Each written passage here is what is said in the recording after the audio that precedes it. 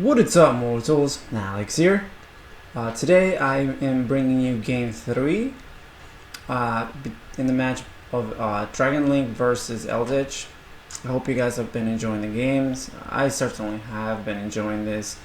Commentating, it's a little difficult, but you get used to it. So we are just explaining what's happening in the match. This game is a lot shorter than the last two. Because you'll see the power of one of the decks. When one of those two decks or both of these two decks go off interrupted, they can do a lot of damage. And this is one of the reasons why I really enjoyed this dragon list more than the one before. The one we were playing a few months ago was really good. It was very controlled, like I stated earlier. But this list just goes off. There's like you have to stop it at the right times if you want to do anything at all. So without further ado, let's cast the game and see how it goes.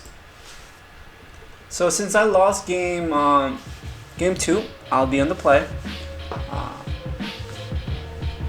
had an okay hand. That proxy card that you see in my hand, it is Noctavision Dragon. It's a level 7 Dark Dragon that came out in Eternity Code.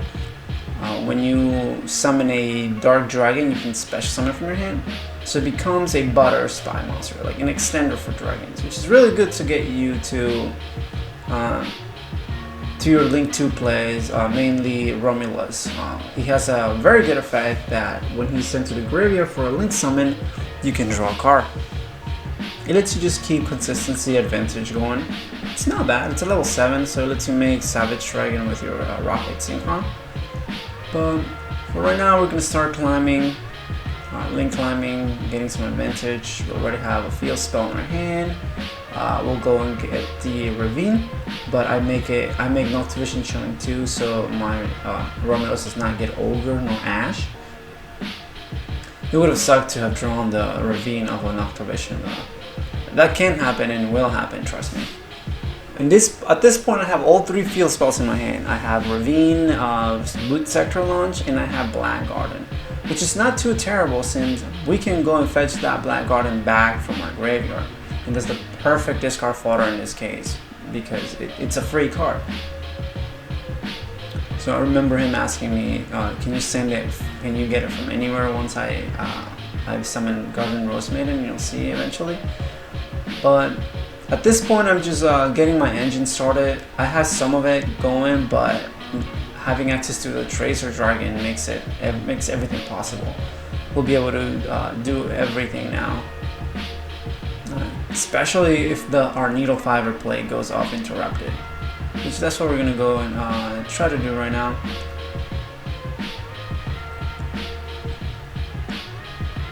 It's all 3 field spells gone. We're just going off. I'm trying to FTK Mike. So Needle Fiber, it's the field, its effects is not negated, very surprised here. So I was thinking what to go for, and Rose Dragon is the best target, Red Rose. It's the main target for him, so let's just go for it at this point. If we get any beer, we can still play through it. We'll keep our field spell, hopefully it does not get popped. So Link Cross is going to be summoned here, as you can see, insane card. Japan just got it banned, hopefully we'll get it banned soon. So we'll go and make a level 5 Synchro, 2 level 1 tokens, and a level 3 tuner. We'll be summoning our Ace Link Synchro monster for this day and age. So 1-2, we'll grab back the Black Garden in there. He was asking me if I can add it from anywhere, and I told him the deck and graveyard, which is really powerful, honestly. Really good. This line of plays, it's just free. We have 5 cards in hand and 4 cards in field. We're at +4 at this moment, which the plus doesn't matter at the end of the play. We'll have like enough negations for him to play through and end up with a better board overall. So we'll go and play Black Garden, and I think about this. I'm like, well, so if I'm gonna be reborning my Tracer, I'm gonna have to make it count. I have to this is the one thing about Black Garden that matters. You have to be very careful when you summon your monsters and where. And this is a little misplay here that comes up. It's not major. It's just like a very tiny misplay, and I'll state it when it comes to, but it's coming out very soon. It wouldn't have matter, honestly. It just the placement that changes. When I summon Pisty, Pisty would have to summon the dragon to a zone, two or more link monster points to. So in this case, would be the zone where LP and the Buster Whelp are pointing, which is right to the left. So I go ahead and summon it right next to Pisty, which is not correct. It has to be summoned over here next to the field spell. So it wouldn't have mattered, honestly, where I put it at this point. Since the line of play doesn't change, that Romulus would just be special summoned under the Whelp instead of right where the Whelp is pointing to. So we're climbing into an Appaloosa because Mike could be saving Nibiru for a better timing than he did in the past games. He learned from game 1. He learned not to do it right away. If he Nibiru's me here, I still have place. I have Garden Rose Maiden. I haven't used Tracer's effect. I can use the Lunger's Dragon still. So I have a lot of ways to play through Nibiru. But I decided to just push for it, and if he had it, then he would just win. So we go for a Link 4, and the best target to go for will be Appaloosa. I'm still not sure which ones I wanted to do it with. All I knew is that I wanted to end up on Abomination, Appaloosa, Savage. So you see me contemplating what to summon and where. But I was thinking if Appaloosa it's free now, since I haven't used Tracer, it might be a lot better to go for it. So we go for Appaloosa for 2. That should be enough to stop the Eldritch effect in hand and graveyard. That's all we care for. And it should be for 2, by the way, not 3. So we go ahead and pop the field spell. Get a little full lower rockets, since we'll be climbing into a quad boral dragon that will let us pop a face up an extra deck monster to get rockets back from the graveyard. So we'll have enough monsters to summon Abomination and Savage in the same play. So quad boral, one of my favorite cards. We'll go ahead and discard the Gamma. It's pretty much dead at this moment. We've done everything we could. The Gamma will just be dead. It just protects us from Ash Blossom.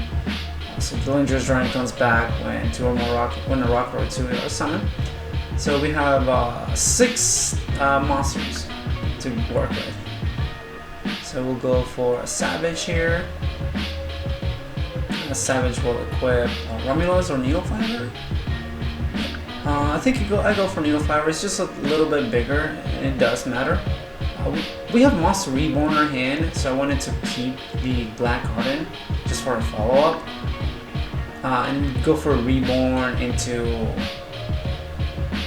Darkness Metal. With this hand, I could have gone for Union Carrier as well, but I knew this deck couldn't play through Abomination Savage. So end phase, Abomination blows up the Silver. Silver lets me look at his extra deck, and I'm just taking care of something threatening. Leave is a very good card, so we want to get rid of that right away. So end phase, Silver Rocket triggers, special summoning the Tracer. Tracer can go ahead and pop a card in his field, on my field, my bad, to trigger the Abomination to pop a card in his field, which is going to be really strong. So he opens with a very good card. He can go ahead and search any card in his deck. I don't think I negate this. It wasn't very threatening to me, even though that's a very good card. I don't really do anything to it.